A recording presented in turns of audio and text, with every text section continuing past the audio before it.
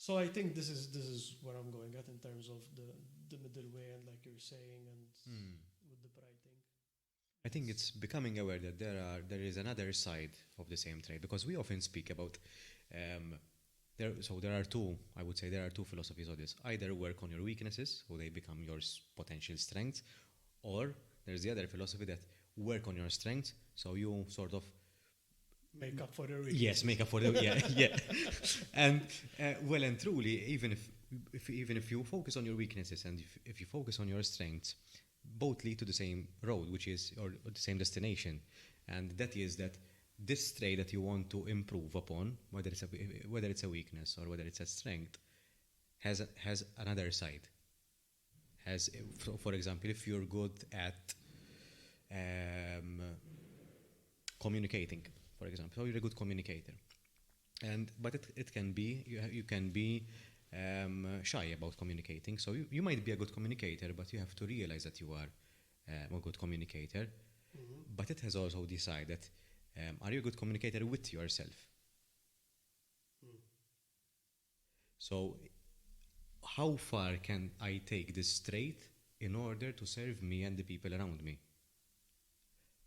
And there are multiple channels. So, for example, you might be a good communicator to express your feelings, but is shy in front of camera, or you find it hard to give speeches, or you find it hard to go perform a public speech without a script, for example.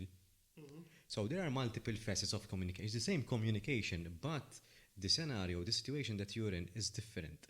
So how, if you're a good communicator, you have to put yourself in different scenarios in order to really improve on that particular skill. You know what you're reminding me of? There are a lot of situations where people, and using the expression, the grass is greener on the other side, Yeah. tend to seek and to wish things and situations which are opposite to who they are. And they can never achieve them because it's not who they are. It's the same example like yes. when we say Yeah. a fish can never climb a tree. Yeah. But a fish can definitely swim, you know? So I'm guilty of this as well. It's I when think we all are to some extent, because it's I mean, we're always looking up to what we're not. yeah. So, I mean, when I was younger, I did it more. And I've tried a lot of things. A lot of people would tell you, if you don't know what you want to do or what you like, just try stuff. And I've tried stuff and I've embarrassed myself so much.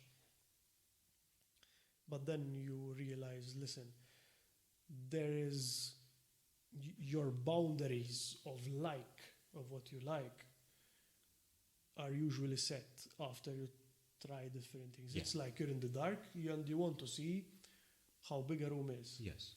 You're gonna crash into the walls a couple of times, but you'll know where your extent is. And you can only map it out by crashing as many times as possible. Yeah. And skirting the boundaries, you know? You're sizing up your room in that sense, so you're making sense out of it. It doesn't mean that you shouldn't push to go beyond it, but most of the time it's going to hurt you because you don't like it.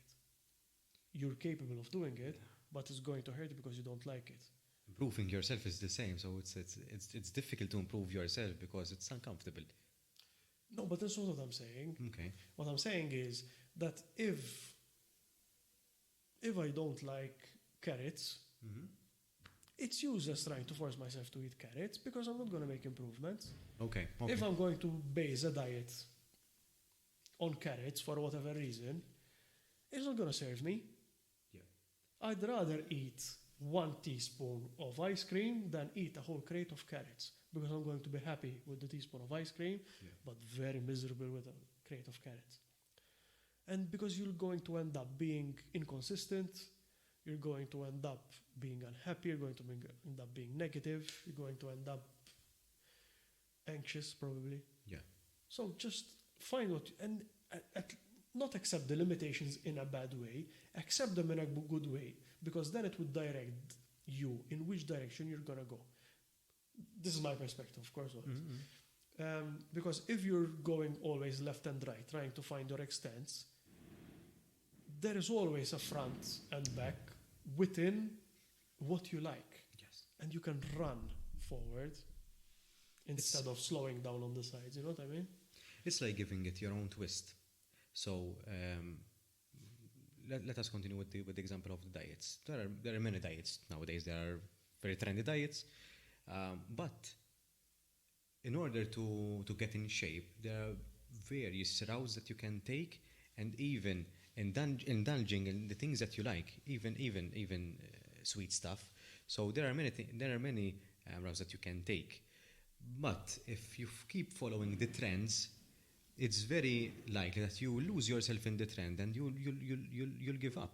You have to give it your own twist. Yeah. And even when it comes to, I actually had this conversation this week with a friend of mine.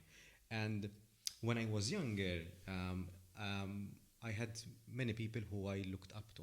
And I would say, oh, that guy is good at that thing. He's a good public speaker, for example, or a great friend, for example. The simple stuff. And I would say, I want to be like that. So what am I doing in order to be that kind of person or to achieve that kind of trait, but giving it my own spin? If you try to mimic exactly the behavior of another person, or you try to do exactly what the other person is doing, you will fail. Because that's not you doing probably it. Probably if you succeed, it won't even be like the other person because it's still your take. Yes, and it will most probably it will not make you feel fulfilled about yourself. There will I think that you will still have that kind of void, that you're not doing it yourself really. But if you pick up on things and assimilate them for yourself and giving them your own spin. I think this is similar what we were discussing before, the putting on masks situation. Yes. If you are interpreting someone else and you knowingly become the person, become the character, interpret the character, whatever it is, the mask you're putting on, but you're doing it with play, understanding that it's just play. Yes. And not actually becoming them. I think that's good when you mimic because everything's been invented in a way.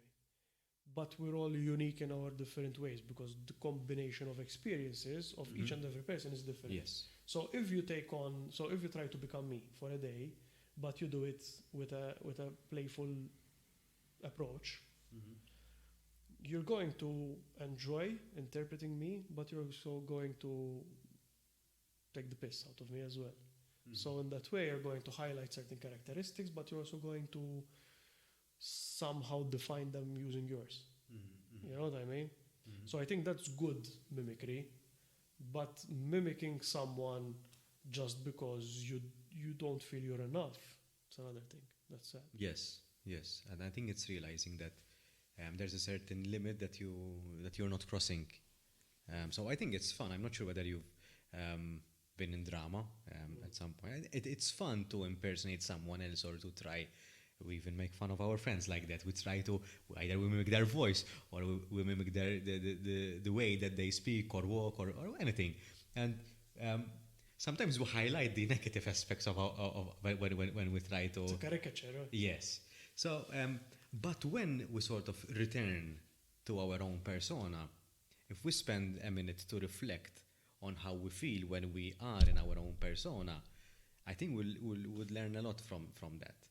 Because we would have that sort of that effect that we are a third party in our own body, so we can sort of see ourselves for a slight period of time from an unbiased view, and we can self-awareness. Yes, and we might realize the things that we love about ourselves and the things that we don't really like about ourselves. And when we know the things that we don't really like about ourselves, we can either accept them or work on them so that they can not improve really. What I like to the word that I like to use is countering them. So you don't really solve them because some things are part of our own personality, and they are there to stay, and they make us who we are. So we don't necessarily need to improve upon them or hide them, but we can find a counter for them. If you want to change it. Yes. For example, before we were discussing we mentioned the humbleness, and I often find myself in that in that position. So I often, personally, I don't like to be arrogant, and often I fall the trap into humbleness.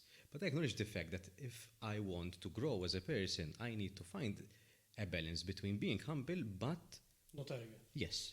And so if that is my weakness, I need to work upon that so that I can become a better version of myself. And that's not really an easy thing to do. You have to, sometimes you get it right, sometimes you get it wrong, but it's finding the counter. What other skills can I use from my strengths in order to counter this weakness?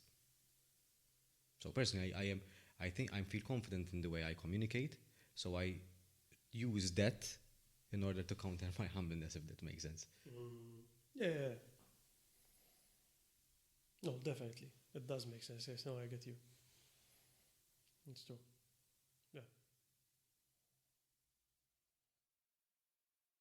Doubt a little bit. It's one of those moments.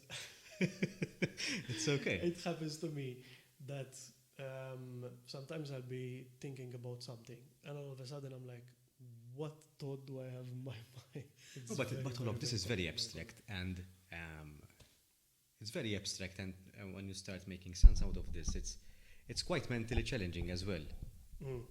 And because you're trying to understand the person in front of you and finding a common ground and finding